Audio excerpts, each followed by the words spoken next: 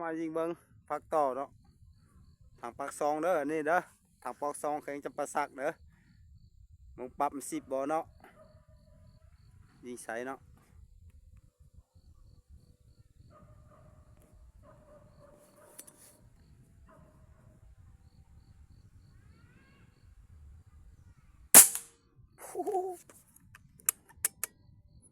ปรับมัก10เลยแหละเนาะ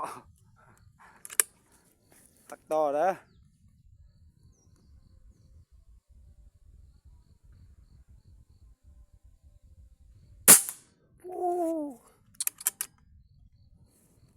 จวดเลยเนาะเปล่าขาวๆหน่อยเนาะ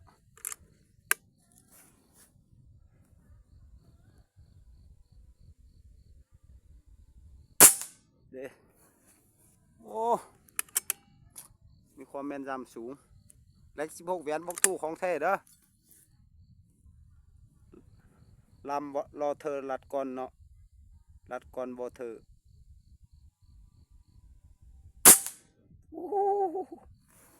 คักหลายคักหลาย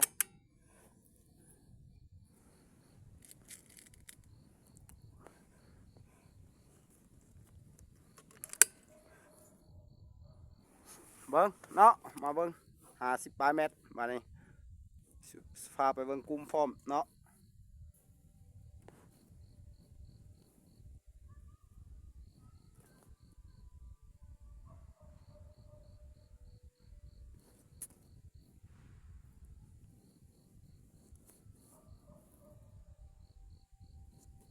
เจ๋งบ่เนาะ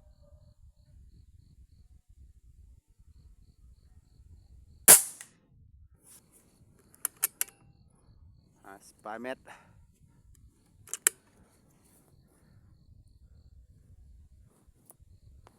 ใส่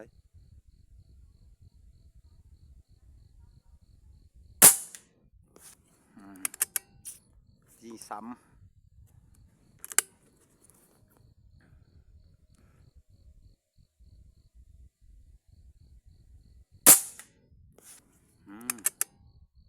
โอ้ขักหลายขักหลายพี่น้องเนาะแม่นโอเค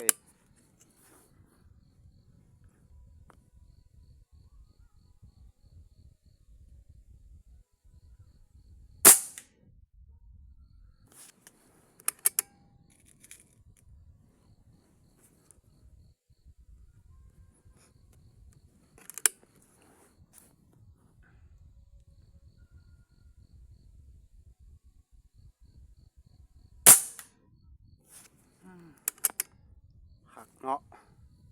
ถึกดีกุ้มบ่กลวยนี่เบิ่งเนาะนี่ใส่เนาะบ่กลวยเนาะนี่ตัวตื่นนี่เนาะเด้เนาะ10ปลายเมตร20เมตรบ่กลวยนี่เนาะ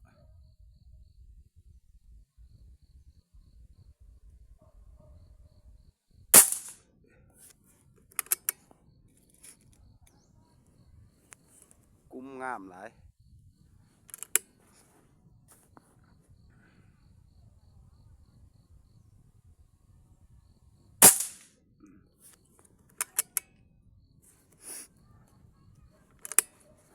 ปากซองบริเวณ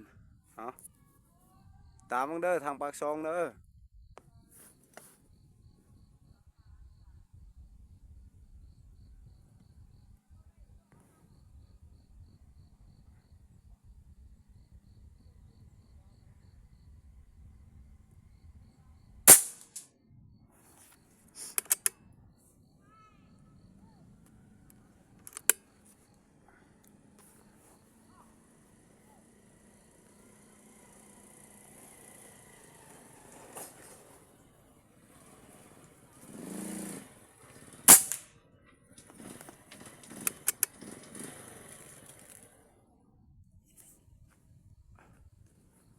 เอา FC ทางปากซองติดตามมึงเด้อ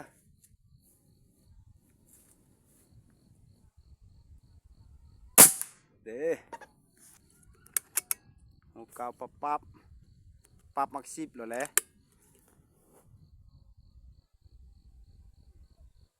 อ้มันยังหนิงเนาะ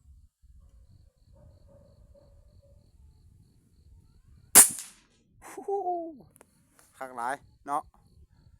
สอดสกบแคมกันเนาะประมาณนี้เนาะพี่น้องเนาะเด้แฟกเตอร์เนาะเล็ก16 เหรียญบอกถูกของแท้ระยะยิงนี้เนาะฟุต30 เมตรโอ้ใส่โอ้เนาะ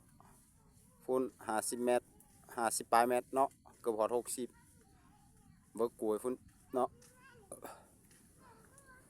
แล้วยิงสุดท้ายฟุตเนาะยิงสุดท้ายก็ประมาณ40 ปลายเนาะไปเบิ่งกลุ่ม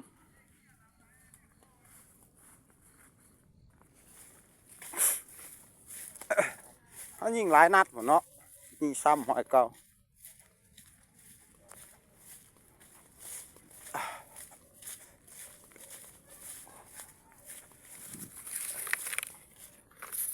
โอ้นกบ้ามันขึ้นบินขึ้นบากี่เนาะ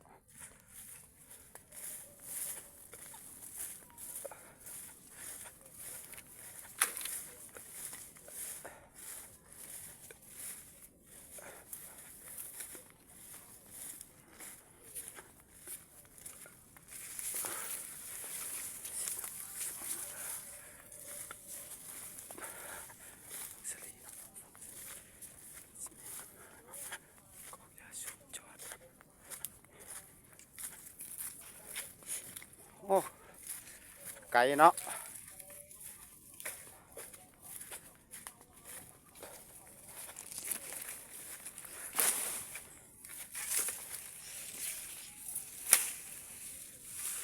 มาเบิ่งเนาะเขายิงหลายนัดสมควรเด้เด้เขานี้หมด